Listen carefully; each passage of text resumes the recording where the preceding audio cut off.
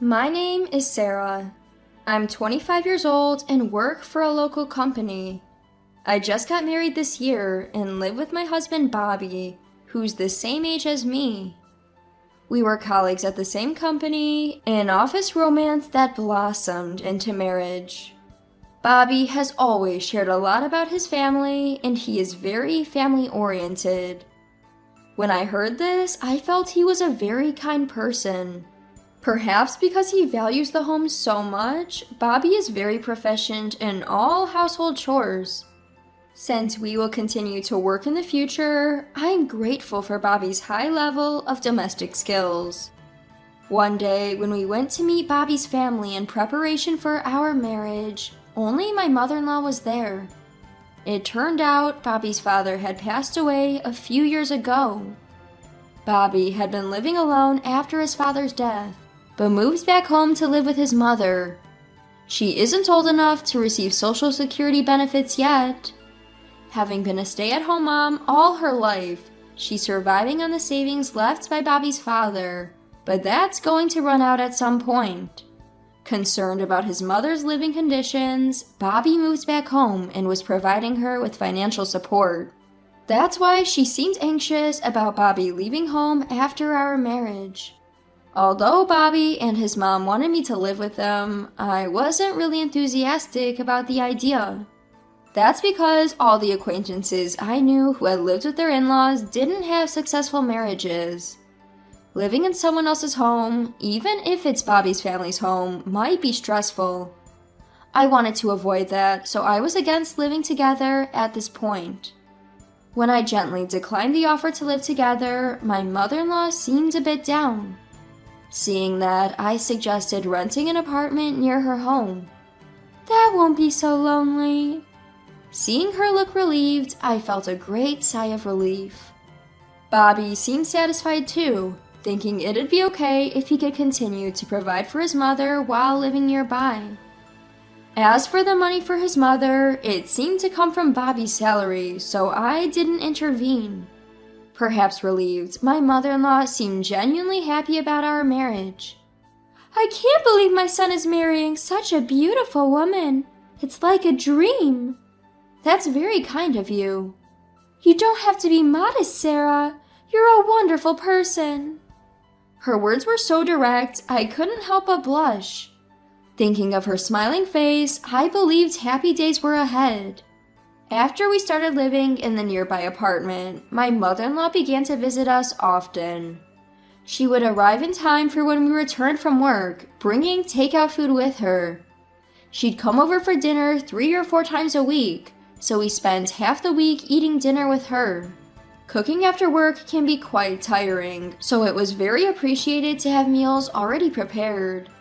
However, knowing she was struggling financially, I was a little worried about her frequently buying takeout for us.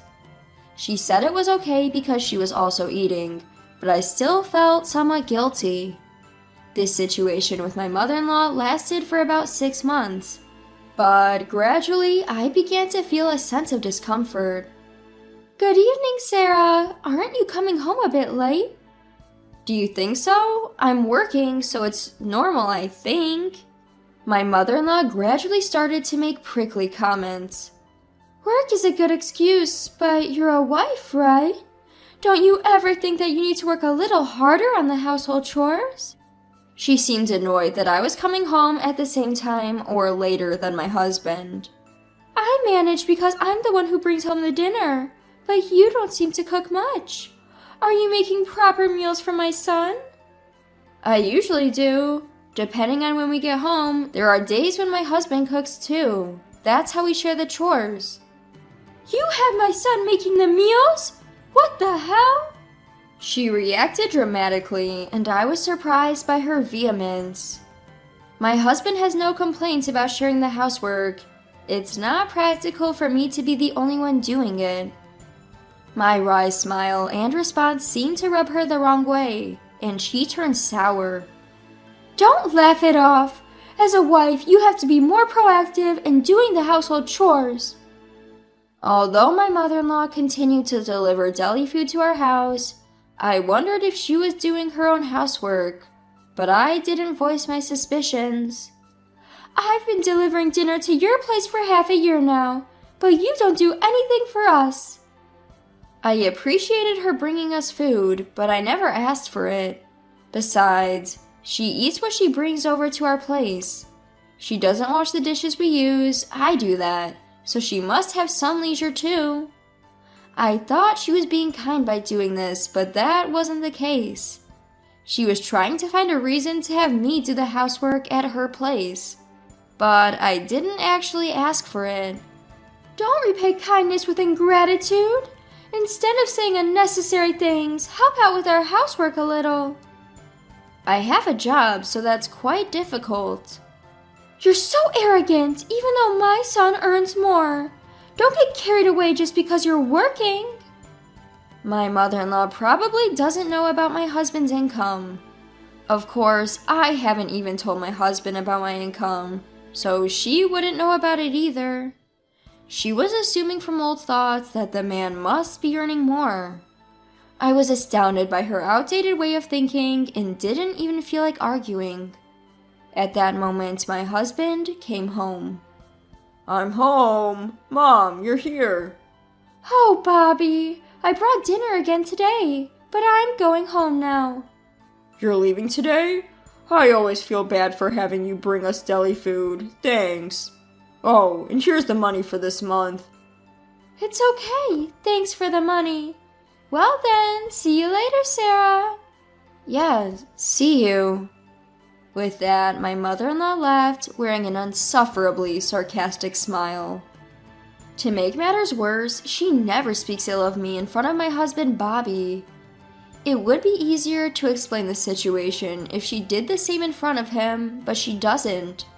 She always played the good mother in Bobby's presence. Despite thinking that Bobby might not understand my mother-in-law's true nature, I reported what she has been saying to me. Can we talk? What's up? Your mom has been quite harsh on me lately. Today again, she told me to come over and do the housework. Oh, really? I have my job and I'm tired every day, so when I said I couldn't, she got angry. Bobby didn't quite seem to get what I was saying. Well, my mom just cares a lot about you, Sarah. Maybe she was just being a bit strict. With a carefree look, he continued. She just wants you to be a good wife for me, Sarah. You should be grateful. Even after explaining what was being said to me, Bobby didn't understand. Far from it, he started to argue that his mother was right. He affirmed his mother's actions and didn't take my concerns seriously. Feeling that further discussion was futile, I decided not to bring up my mother-in-law anymore. Hey, Sarah! Is this apartment owned by your parents? My mother-in-law, who had come over to our house as if it were the norm, suddenly said this. With Bobby out shopping, she started whispering, which made me uneasy. In reality, we were living in an apartment owned by my parents, but I had never mentioned that to my mother-in-law. Yes, but how did you know that? I heard it from my son. You own other apartments too? I sighed deeply, hoping my mother-in-law wouldn't notice. I didn't want her to know, but it seems like Bobby had told her without thinking.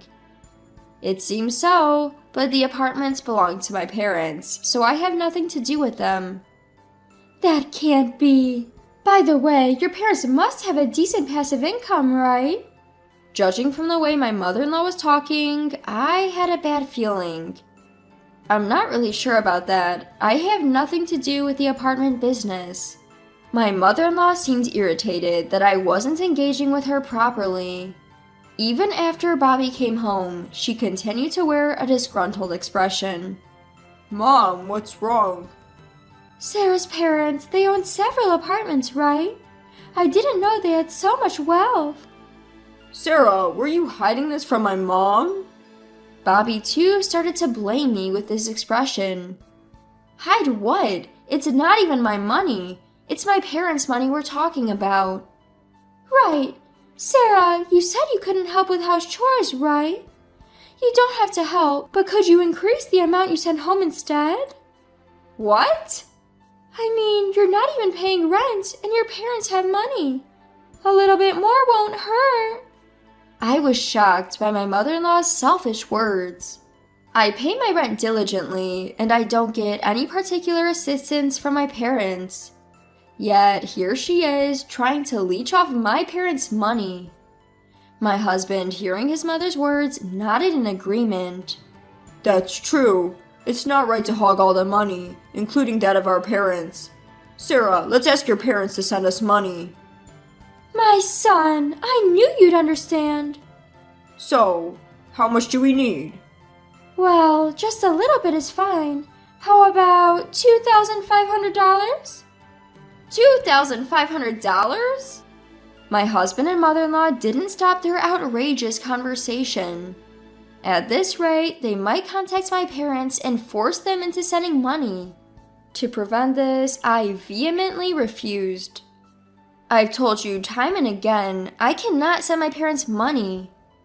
As I raised my voice, my mother-in-law clicked her tongue. You have such a bad attitude for a daughter-in-law. With that, she left the house. After she had left, silence lingered between my husband and me. After a while, he broke it.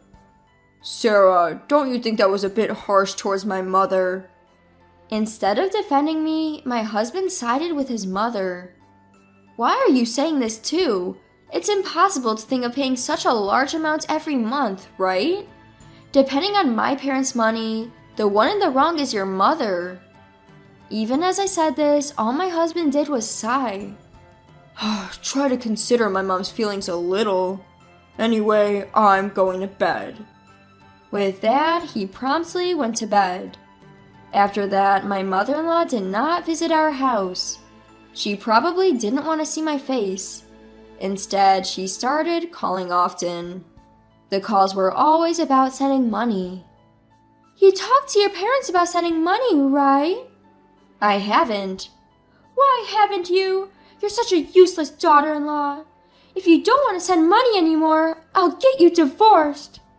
Such calls continued daily, and I was feeling down. I reached my limit and decided to talk to my husband. Bobby, I'm getting daily calls from your mother. She keeps insisting on sending money, and she even mentioned divorce. I assumed that he wouldn't choose to divorce me over something like this. But my predictions were completely wrong. For heaven's sake, just give her some money. You're being too harsh on Mom. I can't love someone who can't appreciate my mom. Excuse me? Bobby's response was the polar opposite of what I thought. His words made me come to my senses. I can't love someone who would defend his mother's greedy opinions over his wife. I completely lost all feelings for my husband, who sided with his mother till the end and arranged for a meeting with my mother-in-law. Oh, Sarah dear, calling me over to your house. Is there some good news you want to share? My mother-in-law was beaming, certain that I had decided to give her money. Well, it might be good news for you. I said that and showed her the filled-out divorce papers. I really don't want to send you money, so I'm getting a divorce, just as you said. Bobby said he can't love me anymore, so it's okay, right? What? Also, I'm the one on the lease for this apartment. Please sign the divorce papers quickly and move out. Looking at the divorce papers, their faces turned pale as a sheet. No way! I might have mentioned divorce, but it was a joke. I had no other choice because you were being so stingy. I was kidding too. Don't take it seriously. The two of them, desperate for money, were pathetically making excuses. Not a single apology was directed towards me. I felt nothing for these two who only thought about themselves. I see, but it was you who suggested the divorce, right? I just followed through. As they realized that I was serious about the divorce, the two of them started to get frustrated. All you had to do was cough up the money. I can't stand that self-righteous attitude of yours. Cut it out. Facing the two of them who started shouting, I showed my phone and said, "I've recorded everything you've said. I might be able to get some compensation if I take this to a lawyer. Or should I call the police right now?" Upon realizing I had evidence, they quieted down instantly. Realizing his fate, Bobby filled out the divorce papers, packed his belongings, and left, never to return to this house again. But my mother-in-law was a different story. After the divorce was finalized, I started living freely. Bobby moved back to his parents' house. My ex-mother-in-law, seemingly desperate for money, started berating Bobby, who divorced me. I sometimes ran into Bobby at work, and he always looked exhausted. She started stuffing my mailbox with papers scrawled with nasty words, and even scratched my apartment door. What is this? I'm sure it's her. I was enraged when I discovered this. The security camera had clearly captured my ex-mother-in-law's harassment. I didn't hold back and reported this to the police, providing the footage as evidence. The police, aware of my ex-mother-in-law's rants at home, promptly issued a restraining order. Of course, I'm also billing her for all the repair costs for the apartment. Living off her husband's savings, my ex-mother-in-law couldn't afford the repair bill and ended up making Bobby pay it. Feeling responsible for the divorce, Bobby is dutifully paying in installments. After this failed marriage, I had been pessimistic about love. However, 2 years after my divorce, I found a new partner.